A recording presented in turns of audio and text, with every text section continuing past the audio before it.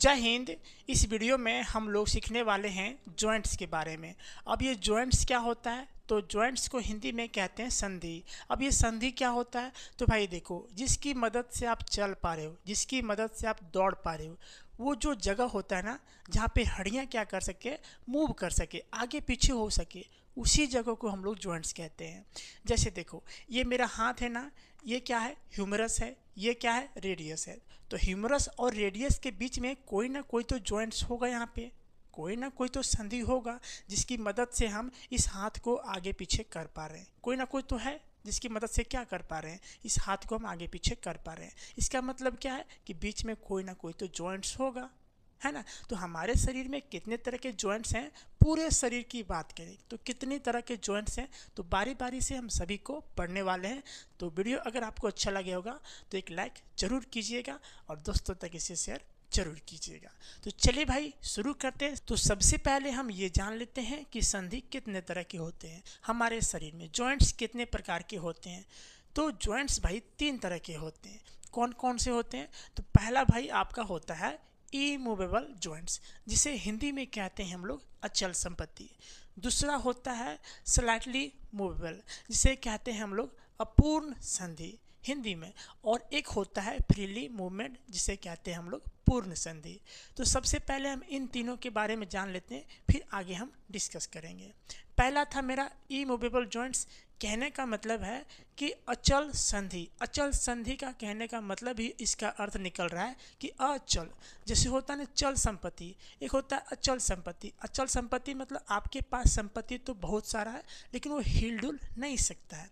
एक होता है चल संपत्ति जो पैसे में आ जाता है। अचल संपत्ति की बात करें तो भाई आपका खेत हो गया, वो अचल संपत्ति है, उसको आप कन्वर्ट नहीं कर सकते तुरंत पैसे में। लेकिन एक चल संपत्ति होता है, वो आपका पैसा है। तो चल संपत्ति और अचल संपत्ति में क्या अंतर है कि अचल संपत्ति ना हिल डुल नहीं सकता है।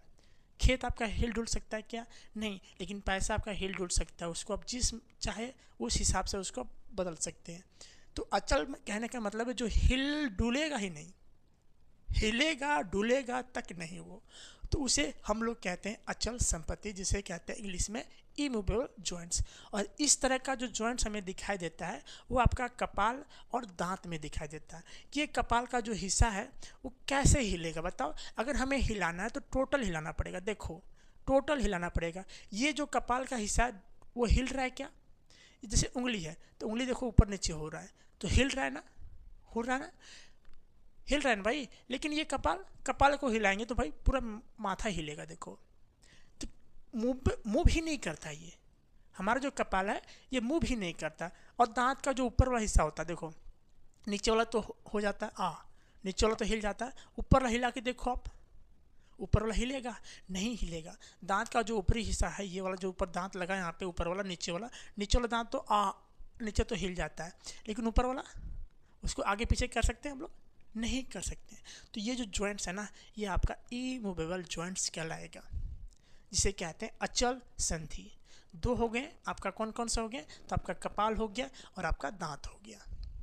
क्लियर, हमने समझ लिया कि अचल संधि क्या होता है, यानी इमूवेबल जॉइंट्स क्या होता है। अब समझते हैं हम लोग स्लाइटली मूवेबल। स्लाइटली मूवेबल कहने का मतलब है कि अपूर्ण संधि, कुछ हिस्से ही हैं जो कुछ ना कुछ हिलेगी, कुछ हिलेगी, ज़्यादा नहीं हिलेगी, कुछ हिलेगी, उसे ही कहते हैं हम लोग अपूर्ण संधि। अब दिमाग लगाने वाली बात है भाई कि ऐसा शरीर में कौन सा जॉइंट्स है जो थोड़ा बहुत हिले, थोड़ा बहुत, तो क्या हो सकती है बता सकते हैं। देखो भाई, पहला क्या होगा आपका, ये पसली रिब्स है ना, ज़्यादा नहीं हिलेगा। आप हिला के देखो इसे, अगर आप तो पूरे घूमेगा, पूरा सेट घूमेगा, लेकिन कुछ ना कुछ मूव करता है। अगर पूरा हम पसली को घुमा रहे हैं ऐसे करके, तो कुछ ना कुछ क्या करेगा, वो घूमेगा, कुछ ना कुछ घूमेगा। तो ये अपूर्ण संधि में जाता है, जिसे कहते हैं स्लाइटली मूवेबल। एक और हिस्सा होता है जो आपका बैकबोन होता है। ये पीछे वाला हिस्सा जो होता है बैकबोन, वो भी कुछ ना कुछ मूव करेगा। देखो ऐसे घूमेंगे ना, थोड़ा ऐसे होंगे, थोड़ा ऐसे होंगे, थोड़ा सा ऐसे होंगे, तो ज़्यादा मूव नहीं करता ये। जैसे ये अंगूठा है ना, ऐसे भी कर सकते हैं, ऐसे भी कर सकते हैं, ऐसे भी कर सकते हैं, देख रहे हैं, तीनों दशा में इसको बदल सकते हैं, सीधा भी कर सकते हैं, ऐसे भी कर सकते हैं, ऐसे भी कर सकते हैं। लेकिन ये जो रिब्स है और ये जो मेरा बैकबोन है, ये रिब्स जिसे कहते हैं पंजरी हम लोग, ये पंजरी और ये रिब्स क्या करती है, ये उतना हिलेगी नहीं, कुछ कुछ हिलेगी। जैसे आप देखो करके ऐसे थोड़ा सा करना है, ऐसे थोड़ा सा करना है, तो कुछ कुछ बेंड होगी, कुछ कुछ हिस्से जो है इसका बेंड होगी। तो ये जो जॉइंट्स है ना आपका, ये आपका जॉइंट्स क्या कहलाएगा, ये कहलाएगा आपका स्लाइटली मूवेबल। समझ में आ गया। अब आते हैं हम लोग फ्रीली मूवेबल में। ये क्या होता है, इसमें अस्थियां को यानी बोन को जिस दिशा में हम मोड़ना चाहें उस दिशा में आरामी से मोड़ सकते हैं। जैसे ये मेरा है अंगूठा, तो अंगूठा को ऐसे मोड़ सकते हैं, ऐसे मोड़ सकते हैं, सीधा रख सकते हैं, ऐसे भी कर सकते हैं, ऐसे भी कर सकते हैं। तो अपने हिसाब के अनुसार के हम अपने अनुसार से हम हड्डियों को क्या कर सकते हैं, मूव कर सकते हैं, हिला डुला सकते हैं। तो इसे हम लोग कहते हैं फ्रीली मूवेबल। तो सबसे पहले हम ये जान लेते हैं कि जो फ्रीली मूवेबल है वो कितने प्रकार के हो सकते हैं। तो फ्रीली मूवेबल जो होता है भाई आपका 5 प्रकार के हो सकते हैं। और ये 5 प्रकार कौन कौन होते हैं, तो चलिए हम बारी बारी से सभी को समझते हैं। तो पहला जो होता है आपका फ्रीली मूवेबल में, वो आपका होता है ball and socket, ball and socket. दूसरा जो होता है आपका सैडल होता है। दूसरा क्या होता है भाई, सैडल। तीसरा आपका होता है हिंज। क्या होता है भाई, हिंज। चौथा आपका होता है पाइवोट। क्या होता है, पाइवोट। और पांचवा जो होता है आपका, वो होता है आपका ग्लाइडिंग जॉइंट्स। ये 5 तरह के संधि होते हैं जो फ्रीली मूवेबल करते हैं। तो चलिए हम सभी के बारे में बारी बारी से समझते हैं। तो मेरे पास एक छोटा सा स्केलेटन है, इसे मैं इसकी मदद से आपको दिखाना चाहूँ। देखो भाई, ये दिख रहा है, ये क्या है, ये मिनी स्केलेटन है जो हमने छोटे कोस्ट पे मंगवाया था इसे आपको दिखाने के लिए। तो देखो सबसे पहले हम आपको क्या बताएं, बॉल एंड सॉकेट जॉइंट्स। ये होते कहाँ पे हैं, तो देखो भाई ये जो होते हैं बॉल एंड सॉकेट आपके 2 जगह पाए जाते हैं। कहाँ कहाँ पे, देखो एक पैल्विक होता है, एक कमर का हिस्सा जो होता है पैल्विक। ये पैर है ना, पैर जो आगे पीछे जो मुड़ सकता है, देख रहे हैं, इसको आगे भी कर सकते हैं, पीछे भी कर सकते हैं, देख रहे हैं। ये कमर का हिस्सा, ये हाथ हो गया, हाथ को भी भाई साइड करते हैं। ये वाला हिस्सा, ये हिस्सा क्या है, तो आपका पैल्विक हो गया, जो कमर का हिस्सा होता है जिसकी मदद से हम क्या करते हैं, नीचे बैठते हैं।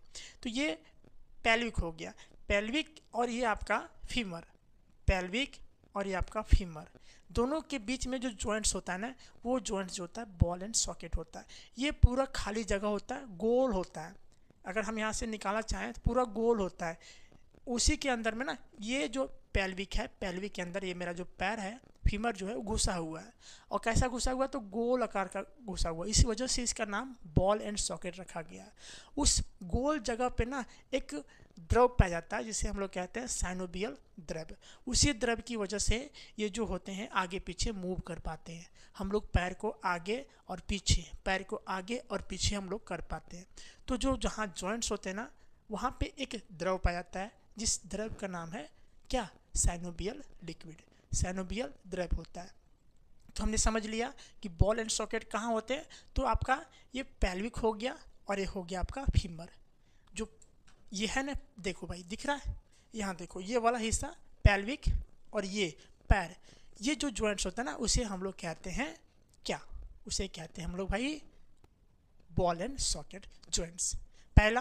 दूसरा क्या होता है भाई, देखो एक और जॉइंट्स होते हैं यहाँ पे, स्कैपुला और ये मेरा हाथ। स्कैपुला देख रहे हैं, ये वाला हिस्सा है, देखो दिख रहा है ये वाला चौड़ा, यहाँ पे चौड़ा है ना स्कैपुला, जब पीछे होता है यहाँ पे स्कैपुला। और हैंड देख रहे हैं, हैंड, ये वाला हैंड। आराम से इस हैंड को हम आगे पीछे कर सकते हैं। इस हैंड को आगे देखो हम अपने कर सकते हैं, यहाँ से पीछे मेरा स्कैपुला है तो देखो ऐसे कर सकते हैं, ऐसे कर सकते हैं, ऐसे कर सकते हैं, ऐसे ऐसे ऐसे। तो जिस माध्यम से में चाहे हम इस हाथ को क्या कर सकते हैं, हम घुरा सकते हैं। तो यहाँ पे जो जॉइंट्स लगा है, कहाँ पे, स्कैपुला और ये आपका हाथ के बीच में जो जॉइंट्स लगा है ना, ये इस जॉइंट को हम लोग कहते हैं बॉल एंड सॉकेट। समझ में आया, बॉल एंड सॉकेट कहाँ कहाँ पे होता है, तो आपका कमर जो पैल्विक होता है ये वाला हिस्सा, और आपका पैर में पहला। दूसरा आपका स्कैपुला और आपका हाथ जो ह्यूमरस होता है, वहाँ पे जॉइंट्स होता है। तो 2 तरह का जॉइंट्स होता है हमारे शरीर में जिसे हम लोग बॉल एंड सॉकेट कहते हैं। तो हमने समझ गया कि बॉल एंड सॉकेट जॉइंट्स क्या होता है। दूसरा हम समझते हैं सैडल। सैडल जो होता है ना, इसी का छोटा रूप होता है। सैडल जो होता है इसी बॉल एंड सॉकेट का छोटा सा रूप होता है। वो कैसे दिखाई देगा, देखो ये हाथ में होता है, थंब में, थंब में देख रहे हैं, ये ऐसे ऐसे घुमा पा रहे हैं। इस चीज़ को हम इसे रख देते हैं, इस हाथ को हम क्या करते हैं, ऐसे ऐसे घुमा पाते हैं। देखो घूम रहा है ना। इसका मतलब क्या है कि यहाँ पर भी बॉल एंड सॉकेट है, लेकिन छोटा वाला है। जिस तरह यहाँ पे हम घुमा पा रहे थे ऐसे ऐसे गोले गोले, उसी तरह यहाँ पर भी गोले गोले घुमा रहे हैं। इसका मतलब ये है कि जिस तरह यहाँ पे था बॉल एंड सॉकेट बड़ा वाला, उसी तरह छोटा भी यहाँ पे है। तो इसे कहते हैं हम लोग सैडल। ये हाथ को ऐसे ऐसे घुमा पा रहे हैं ना, घूम रहा है ना। इसका मतलब क्या है कि यहाँ पर भी है बॉल एंड सॉकेट, और ये बॉल एंड सॉकेट नहीं है, ये क्या है, सैडल है। इसका नाम क्या रखेंगे हम लोग, सैडल बोलेंगे। इसे हम लोग सैडल कहते हैं, जो छोटा रूप होता है किसका, बॉल एंड सॉकेट का। समझ में आया। तो बॉल एंड सॉकेट जॉइंट्स कहाँ पे होता है, तो आपका थंब में होता है। कहाँ पे, अंगूठा में होता है। ठीक है, अब चलते हैं हम लोग हिंज जॉइंट्स। हिंज जॉइंट्स क्या होता है, हिंज जॉइंट्स ना एक ही ओर मुड़ने में मदद करता है। हिंज जॉइंट जो होता है भाई, एक ऐसा जॉइंट्स होता है जो हड्डी को केवल एक ही ओर मोड़ने में मदद करता है। ये आपका कहाँ कहाँ हो जाएगा, तो केहूना हो जाएगा, और आपका घुटना हो जाएगा। देखो इसमें दिया नहीं है, देख रहे, ये वाला नहीं दिखा सकते यहाँ से, क्योंकि ये मूव नहीं करेगा। यहाँ पे जॉइंट्स इसका नहीं लगा हुआ, क्योंकि छोटा सा स्केलेटन है।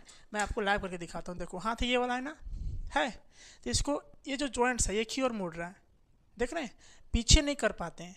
क्यों, क्योंकि ये जो ह्यूमरस है ना, ये आगे निकला हुआ थोड़ा सा, जो क्या करता है, इस रेडियस को रोक देता है। ये जो ह्यूमरस है, ये वाला हड्डी यहाँ से लेकर यहाँ तक, ये थोड़ा सा लंबा होता है, जिसकी वजह से क्या होता है ना, ये रेडियस वाला अटक जाता है, और अटक जाता है तो नीचे नहीं हो पाता है। ये वाला थोड़ा सा लंबा निकला होता है, और उसमें घुसा हुआ रहता है, जिस वजह से हम इसको ऐसे नहीं घुसा सकते हैं, पीछे नहीं घुमा सकते हैं, लेकिन ऐसे घुमा सकते हैं। तो जो जॉइंट्स एक ही ओर केवल मूव करे, उसे हम लोग कहते हैं हिंज जॉइंट्स। समझ में आया। देखो एक ही ओर इसको मूव कर पाना, नीचे कर पाएंगे इसको, नहीं कर पाते भाई, देख लो, करके आप ही देख लो ना, नहीं कर पाएंगे। क्यों, क्योंकि ये जॉइंट्स ऐसा है ना, जिसे हम लोग क्या कहते हैं, हिंज जॉइंट्स कहते हैं। जो जॉइंट्स एक ही ओर क्या करे, मूव करती है।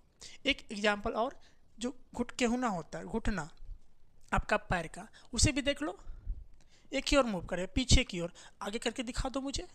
पैर का जो हिस्सा होता है भाई, वो केवल पीछे ही मुड़ता है, देख लो करके। आगे कर पाते हैं, नहीं। अगर आगे कर पाते ना, तो हम लोग जूता का रस्सी बांधने का झुकते हैं, तो धर्मास से नीचे गिर जाते हैं। जूता भी बोलता है कि भाई कहाँ आ गए हो तुम, दिक्कत है ना। तो वो जो जॉइंट होता है ना, उसे हम लोग कहते हैं हिंज जॉइंट्स। ये दो जगह होते हैं हमारे शरीर में, पहला हाथ में हो गया, ठीक है, केहूनी में, और दूसरा घुटना में। केवल एक ही ओर मूव करती है, उस जॉइंट्स को हम लोग कहते हैं हिंज जॉइंट्स। समझ में आया। अब हम लोग समझते हैं पाइवट जॉइंट्स। ये क्या होता है भाई, ये एक तरह से हम बता सकते हैं कि पाइवट जॉइंट जो होता है ना, एक किले के समान होता है। किसी के दीवार में आप क्या करो ना, किल्ली ठोक दो, यानी कांटी मार दो, और उस कांटे को ना हम ऊपर नीचे दायां बायां कर सकते हैं, लेकिन निकाल भी सकते हैं। कांटे को अगर घुसाते हैं हम, अगर वो ढीला हो जाता है, तो उसको ऊपर नीचे दायां बायां, ऊपर नीचे दायां बायां कर सकते हैं। तो उस तरह का जो जॉइंट्स होता है ना, हमारे गर्दन में होता है। ये जो गर्दन है ना, यहाँ पे जो गर्दन है, ये वाला गर्दन हिस्सा है, ये जो जॉइंट्स होता है, यहाँ पे जो जॉइंट्स लगे होते हैं, उसे हम लोग कहते हैं पाइवट जॉइंट्स। कैसे, देखो मेरा गर्दन सीधा है, अब देखो ऐसे भी कर सकते हैं, ऐसे भी कर सकते हैं, ऐसे भी कर सकते हैं, ऐसे भी कर सकते हैं, ऐसे भी, ऐसे भी। यानी इसका मतलब क्या है कि वो वहीं पे है, केवल कुछ आगे पीछे हो सकते हैं। गर्दन का जो जॉइंट्स है, वो एक ही जगह पे है, उसे हम ना तो पूरा हिला सकते हैं, ना तो पूरा ऐसे कर सकते हैं, ना तो ऐसे। कुछ मात्रा क्या करेगा, अपने जगह पर रह के वो थोड़ा थोड़ा मूव करता है। देखो भाई, ऐसे ऐसे, आगे पीछे, देख रहे हैं। ये जो जॉइंट्स होता है ना, ये आपका पाइवट जॉइंट्स कहलाता है। तो पाइवट जॉइंट्स कहाँ होता है, तो आपके गर्दन में होता है। समझ में आया। तो ये भी जॉइंट्स हमने समझ लिया कि पाइवट जॉइंट्स कहाँ होते हैं, तो हमारे गर्दन में होते हैं। ठीक है, अब समझते हैं लास्ट हम लोग ग्लाइडिंग जॉइंट्स। ये क्या होता है, ग्लाइडिंग जॉइंट्स जो होता है ना, आपका कार्पल और मेटाकार्पल होता है। कार्पल और मेटाकार्पल के जगह पे होता है। देखो ये हिस्सा है ना, तो इसको हम आराम से क्या कर सकते हैं, एक हड्डी दूसरे के ऊपर पिछड़ जाती है, फिसल जाती है ना। एक हड्डी दूसरे हड्डी के ऊपर क्या करती है, फिसल जाती है। देखो करके हाथ को यहाँ पे, है ना, फिसल जाती है, एक हड्डी दूसरे हड्डी के ऊपर चढ़ जाती है। तो इस तरह का जो जॉइंट्स होता है ना, उसे हम लोग क्या करते हैं, ग्लाइडिंग करते हैं। ग्लाइडिंग जॉइंट्स मतलब फिसलने वाला जॉइंट्स। करके देखो अपना हाथ वाला हिस्सा, यहाँ पे कुछ कुछ हड्डी जो है ना एक दूसरे के ऊपर चढ़ जाती है, करके देखो भाई, है ना। तो यहाँ पे जो जॉइंट्स है ना, वो आपका जॉइंट्स किस तरह का जॉइंट्स कहलाएगा, तो आपका कहलाएगा क्या, बताओ भाई, क्या कहलाएगा ये आपका कहलाएगा, क्या कहलाएगा, ग्लाइडिंग जॉइंट्स कहलाएगा। देखो ट्राई करके आप खुद देखो भाई, ग्लाइडिंग जॉइंट्स कहलाएगा।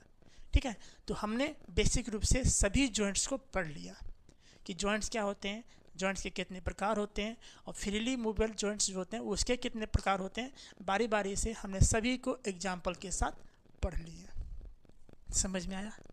ये वीडियो पूरा समझ में आया ना? अगर देखे होंगे लास्ट तक तो सारे जॉइंट्स आपके क्लियर हो गए होंगे कि कौन सा जॉइंट्स कहाँ पे पाया जाता है और उसे हम लोग क्या कहते हैं।